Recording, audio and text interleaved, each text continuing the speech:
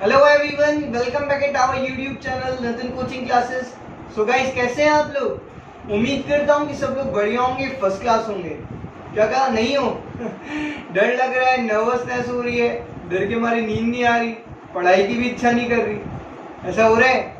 As we know guys कि आप लोगों की 10th आरबीएससी के एग्जाम नेक्स्ट 2 डेज के अंदर होने वाले हैं। कल यानी कि 29 जून को आपका एसएसटी का एग्जाम है और 30 जून यानी कि परसों आपका मैथमेटिक्स का एग्जाम है। तो एग्जाम से 1 या 2 दिन पहले नर्वसनेस का होना, डर लगना एक कॉमन सी बात है, एक नेचुरल सी थिंग है। इससे डरने वाली कोई बात नहीं है। आप लोगों के लिए मैं आज लेके आया हूँ एक ऐसी इंपॉर्टेंट टिप्स, यानी कि कॉमन और इम्पॉर्टेंट टिप्स जो कि आपको इस नर्वसनेस से, इस डर से बाहर निकलने में बहुत हेल्प करेंगी। तो चलिए गाइस शुरू करते हैं। देखिए गाइस, सबसे पहले मैं आप लोगों को एक चीज बता दूं कि कल आप लोगों का एसएसटी का एग्जाम है, तो मैं आज एसएसटी के पेपर के बारे में बात करूंगा। आप लोगों को मैं बताना चाहूंगा कि मेरे पास एसएसटी की ऐसी कोई डीप नॉलेज तो नहीं है, ना ही मैं एसएसटी का कोई स्पेसिफिक टीचर हूँ।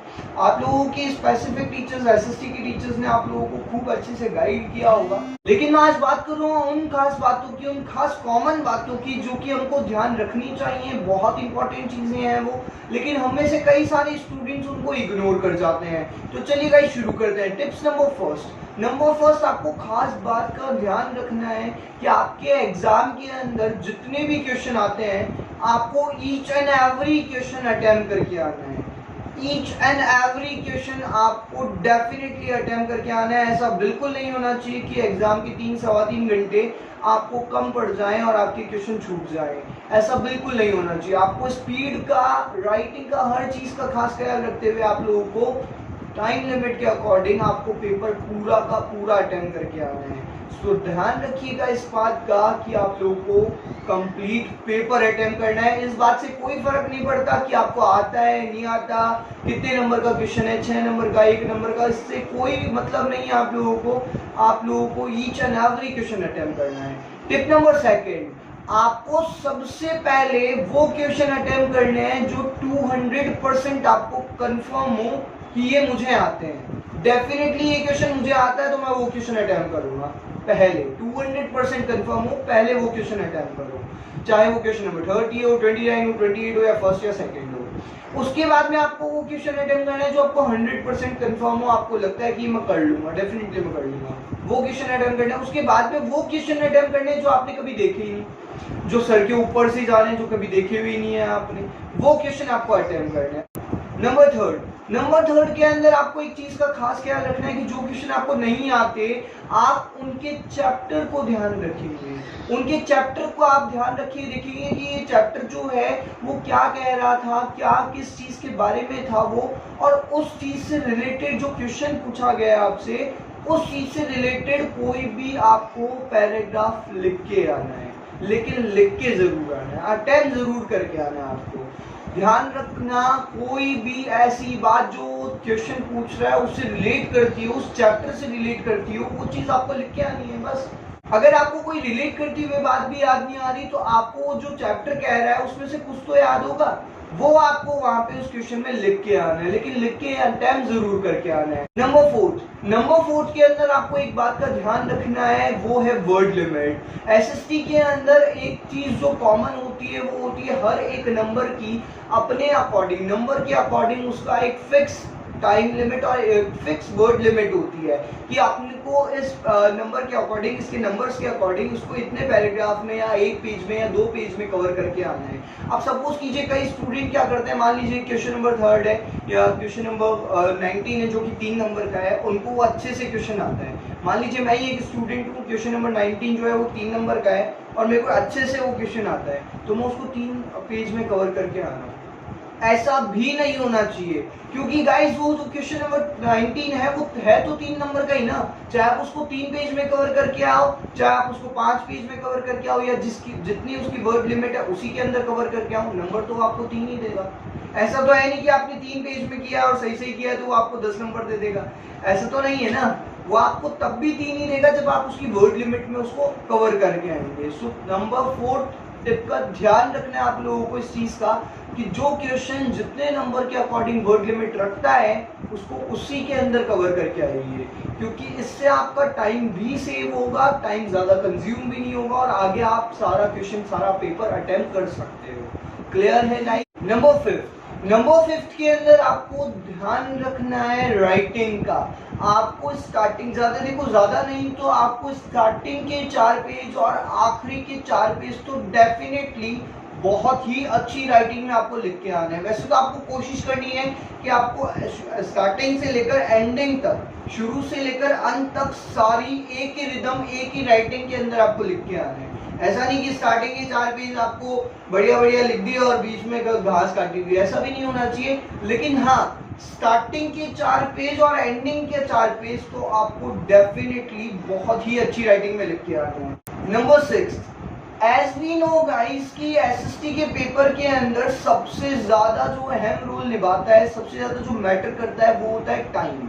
अगर आपने टाइम 1 सेकेंड भी वेस्ट नहीं किया तो आपका डेफिनेटली पूरा पेपर कवर होगा और आपके अच्छे मार्क्स भी स्कोर होंगे। लेकिन अगर मान लीजिए आप इधर उधर टाइम वेस्ट करते हैं, मैंने कई स्टूडेंट्स को देखा है जो कि एसएसटी के जैसे पेपर के अंदर पानी के लिए, वॉशरूम के लिए या इधर उधर टिपाना, ये सब चलता है उनको यही पता नहीं होता कि वो अपना टाइम कितना वेस्ट कर रहे हैं। मैंने अक्सर बॉयज को देखा है, बॉयज क्या करते हैं, अगर मान लो किसी लड़की ने पूछ लिया, चलो लड़का पूछे तो एक बार फिर भी ठीक है, लेकिन अगर लड़की ने पूछ लिया और अगर वो उनको क्वेश्चन आता है तब तो डेफिनेटली बताएंगे भैया, खुद का पेपर छोड़ के उसका पेपर बताएंगे।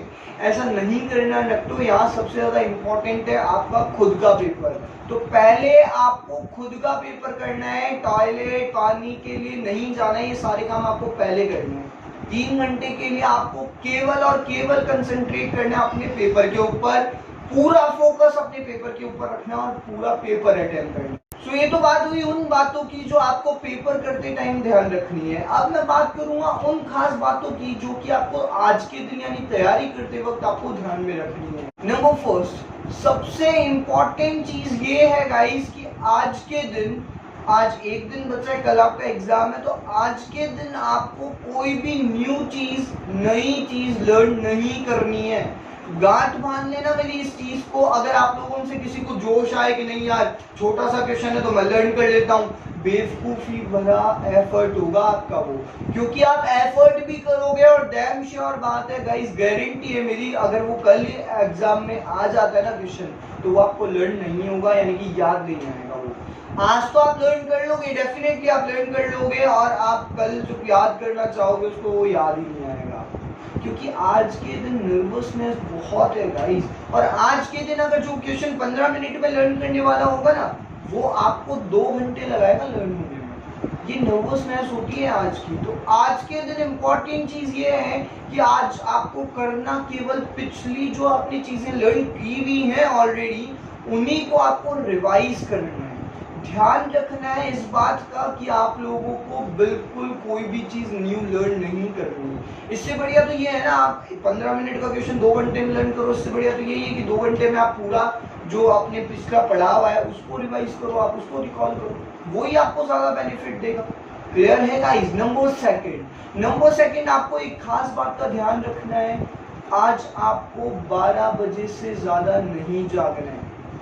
12 बजे, 11:30 से 12 बजे तक आपको सो जाना है। ध्यान रखिएगा, मैंने कई स्टूडेंट्स को देखा है जो 1 बजे तक, 3 बजे तक, 4 बजे तक पढ़ते हैं, पूरी रात पढ़ते हैं और फिर जब पेपर देने जाते हैं तब उनको नींद के झोंके आ रहे होते हैं। झोंके मतलब नींद के झोंके आ रहे होते हैं, नींद आ रही होती है उन लोगों को।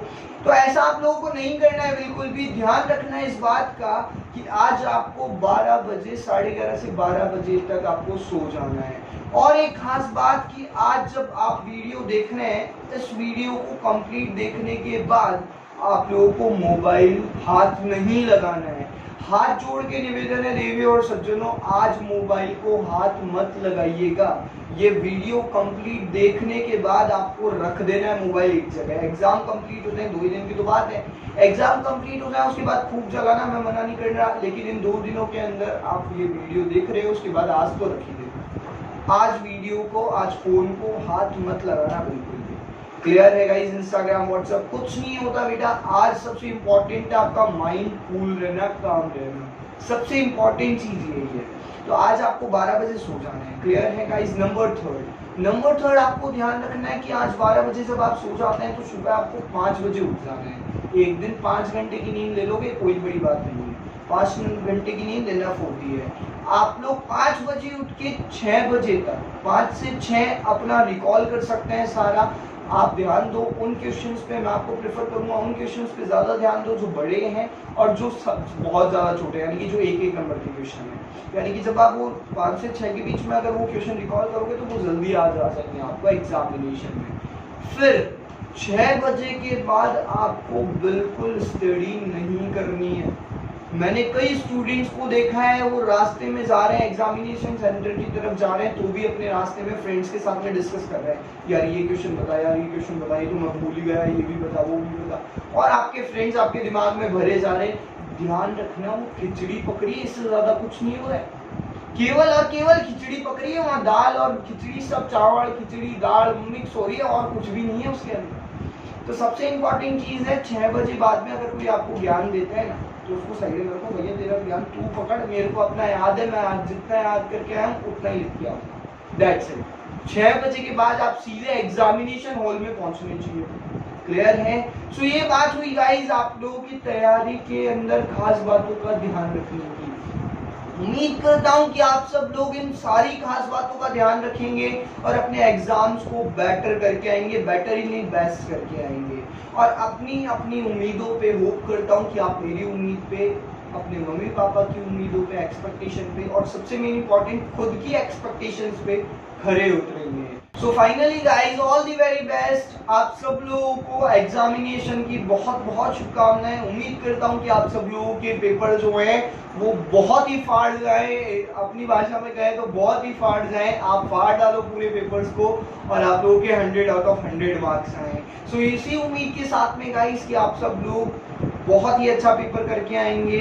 All the very best, best of luck guys for your SST exam. और कल आप लोगों को मैथ्स के प्रिकॉशंस, मैथ्स की जो तैयारियों के अंदर आप क्या खास बातों का ध्यान रखोगे वो आपको कल मिलेंगी। कल वीडियो के अंदर मैं आपको बताऊंगा कि मैथ्स का पेपर के अंदर आपको क्या खास बातों का, किन खास बातों का ध्यान रखना है। सो आज के लिए इतना ही guys, thank you so much, all the very best.